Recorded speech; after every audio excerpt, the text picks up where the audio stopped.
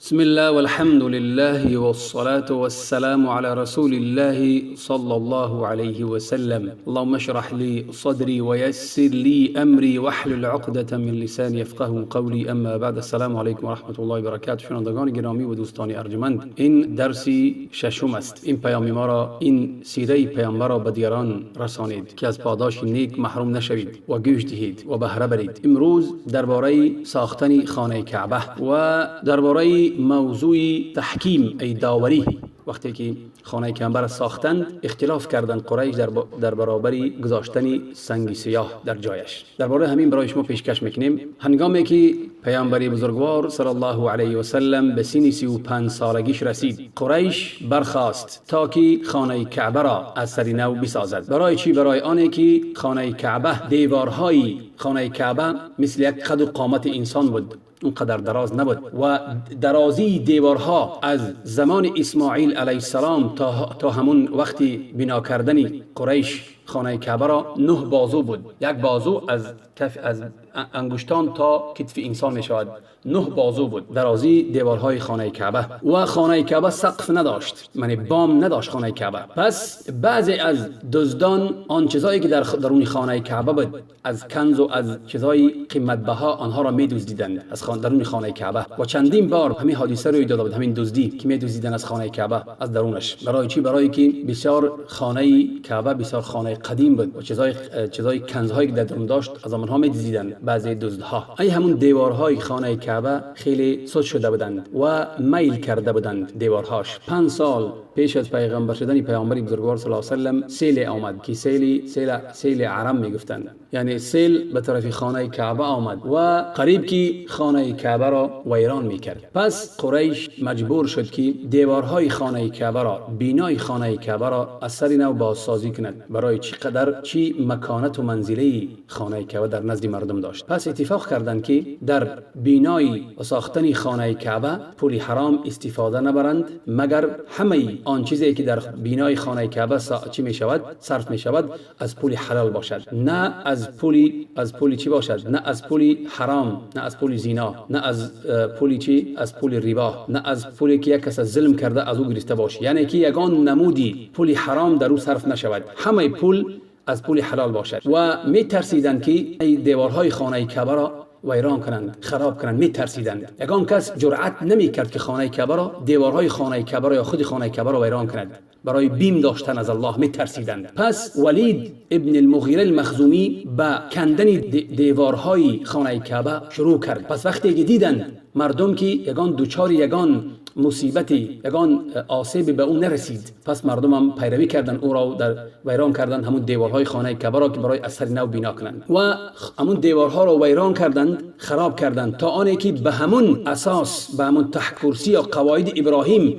که او را ساخته بود به همون رسیدند، که فوندامنتی که اساسی که میگذاری خانه را به همون رسیدند. پس خواستند که از بالای همون قواعد یا که همون تحت کرسی به بنا کردن دیوار شروع کردند. پس بنا کردن هر یک جهت او را تقسیمات کردند، به هر یک قبیله تقسیم کردند جزء از بنا کردن همون خانه کعبه را. هر یک قبیله برای خود علاهده سنگ جمع می‌کردند و بنا می‌کردند، همون قسمی که به آنها معین و محدد شده بود. و کی دیوار می‌کرد، بنا را می‌برداشت یک رومی، شخصی از روم که نام او باقوم بود، همون دیوار میکرد خانه کعبه را. و هنگامی که همون دیوارها 1.5 متر برداشته شدند و جای چی آمد؟ جای گذاشتن سنگ سیاه آمد. پس اختلاف شد بین آنها که سنگ سیاه را در جایش کی میگذارد، کی به همین شرفی مرتبه بزرگ نائل میشود به گذاشتن سنگ سیاه در جایش. پس همین اختلاف و گفتگویی و کشماکشی 4 روز یا 5 روز دوام کرد و بسیار سخت شد گفتگویی و کشماکشی که قریب که به جنگ تبدیل می‌یافت، جنگی سختی بین آنها در همون در زمین حرام، در گرد اطراف خانه کعبه. ولی ابا امیه ابن المغیره به آنها یک پیشنهادی کرد. گفت که یکمین کسی که از این دروازه می‌دراید همون بین ما حکم می‌کند. از دروازه خانه کعبه کسی که می‌دراید، یکم انسانی که می‌دراید بین ما چی می‌کند؟ بین ما قضاوت و داوری می‌کند. پس همه راضی شدند، همه اتفاق کردند. الله خواست که از همون دروازه کی دراید؟ از همون دروازه پیامبری بزرگوارمان درآید. پیامبری بزرگوار از همون دروازه که درآمد، پس وقتی که پیغمبر را دیدند بسیار خرسند شدند، بسیار شاد شدند، گفتند این مردی امین است، ما راضییم به چیزی که محمد صلی الله علیه و سلم میگوید، ما با او راضی هستیم. پس وقتی که او آمد به پیش آنها و او پیغمبر صلی الله علیه و سلم را به همین مسئله یا که به همین موضوع خبردار کردند، پیغمبر بزرگوار صلی الله علیه و سلم یک چادری را طلب کرد از آنها. پس چادر را آوردند و همون سنگ سیاه را در مابین همون چادر گذاشتند و پیغمبر صلی الله علیه و سلم طلب کرد که از رئیس هر یک قبیله‌ای که کشماکشی می‌کردند، هر یک قبیله از یک طرفی همون چادر بگیرد، یعنی هر یک قبیله از یک طرف همون چادر میبردارد. همون قبیله ها، رئیسای قبیله از همون طرف های 4 طرف یا 5 طرفی همون چادر همه یک جای برداشتند سنگ سیاه را و پیغمبر آنها را امر کرد که چادر را بردارند. وقتی چادر را برداشتند، حتی به همون نزدیکی جای همون سنگ آمد، پیغمبر صلی الله علیه و آله همون سنگ را گرفت و از مابین همون چادر گرفت و به همون جایی که باید میگذاشت به همون جا او را گذاشت که از گذاشته شده است. این یک چی بود؟ این یک حل مسئله با یک راهی خیرتمندی که همه قوم از همین حل همین مسئله راضی شدند و بنا کردند، برداشتند و پولی نفقه حلالی که خانه کعبه را بنا میکردند کمی کرد. پس همون جایی که حاضر در طرف دست راست خانه کعبه هست، دست راست از طرف سنگ سیاه، از طرف دست راست یک دیوار هست، دیوار گرد است، همون هم از خانه کعبه بود. ولی پولی قریشی ها وقتی که پولی حلال که کمی کرد، او را هم خیلی ماندند، بالا نبرداشتند، یعنی که اضافه نکردند به خانه کعبه که درازی او چی است؟ 6 بازو، همونی که در دیواری که گرد خانه کعبه است از طرف دست راست دیوار گردی هست که نام او چی است؟ حجر اسماعیلی یا که الحطیم. و دروازه را از زمین بالا برداشتند، دروازه خانه کعبه را بالاتر برداشتند. برای چی؟ برای که هر یک کس در آمدن نتواند، همون کسی که میخواهند همون به خانه کعبه درآید. وقتی که خانه کعبه 15 بازو شد، 15 بازو یعنی 15 متر یا که از 15 متر هم کمتر، بالای او را بام گرفتند و بام را در بالای 6 ستون چی کردند؟ انداختند. یعنی خانه کعبه را بام زدند و درون خانه کعبه 6 ستون دارد. وقتی که بام زدند و خانه کعبه را ساختند، شکلی 4 کنجه را گرفت، بالایش 15 متر، پهمیش همون از طرف سنگ سیاه و مقابل او 10 متری هستند و همون سنگ سیاه، درازی سنگ سیاه از زمین 1.5 متر است، از جای طواف 1.5 متر بالا است. خلاصه و دروازه خانه کعبه 2 متر بالا از روی زمین است و همون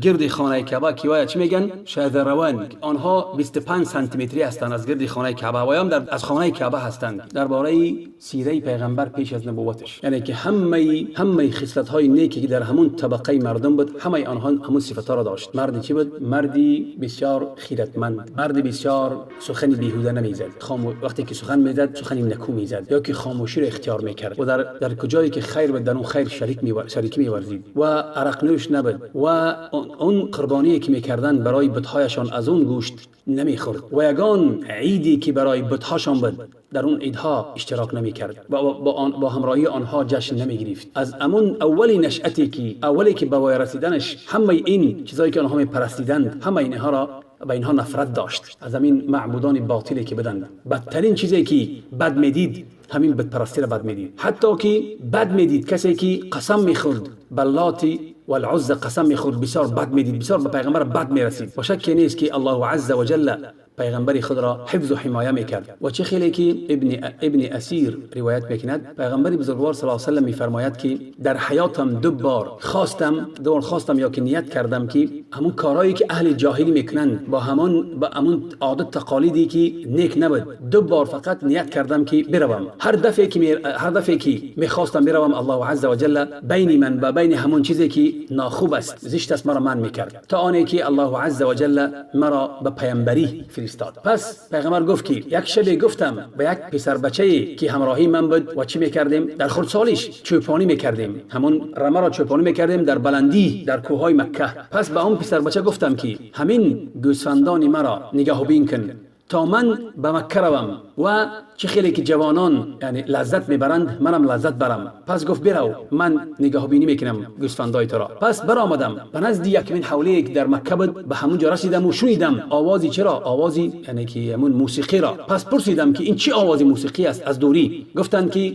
این توی فلانی به فلانی است. پس گفتم که بنشینم و گوش دهم. پیش از چی؟ پیش از پیغمبریش، در خودسالیش. پس وقتی که ششتم، الله عز و جل به من خواب فرستاند. تنها وقتی نشستنم در خواب زدم. پس مرا بیدار نکرد مگر چی؟ مگر گرمی آفتاب. یعنی که وقتی که روز شد و گرم شد، گرمی آفتاب، از گرمی آفتاب من بیدار شدم. پس در حال خیستم و برگشتم به پیش رفیقم. پس مرا پرسید چیکار کردی؟ پس من به او همین حادثه را چی حکایت کردم. پس گفتم که شب دیگر هم میروم و مثل همین شبی میکنم، مثل همین شب میروم به مکه.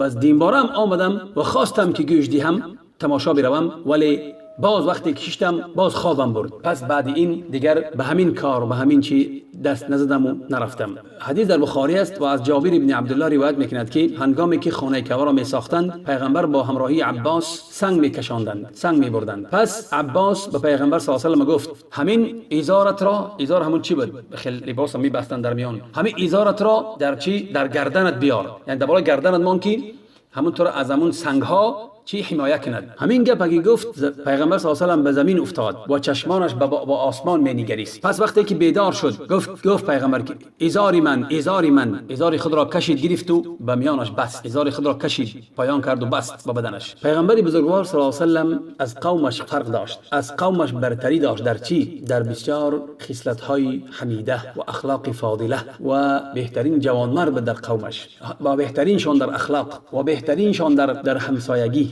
و بزرگترینشان در حلم، راستگویترینشان در سخن و پاکدامنترینشان در نفس و گرامی قدرترینشان در خیر و نیکترینشان در عمل، با وفادارترینشان در عهد و پیمان و مردی امانتگزار از همه بیشتر. حتی که قومش او را چی میگفتند؟ امین میگفتند، یعنی امانتگزار. یعنی همین خصلت ها را پیامبر بزرگوار در خود جمع آورده بود.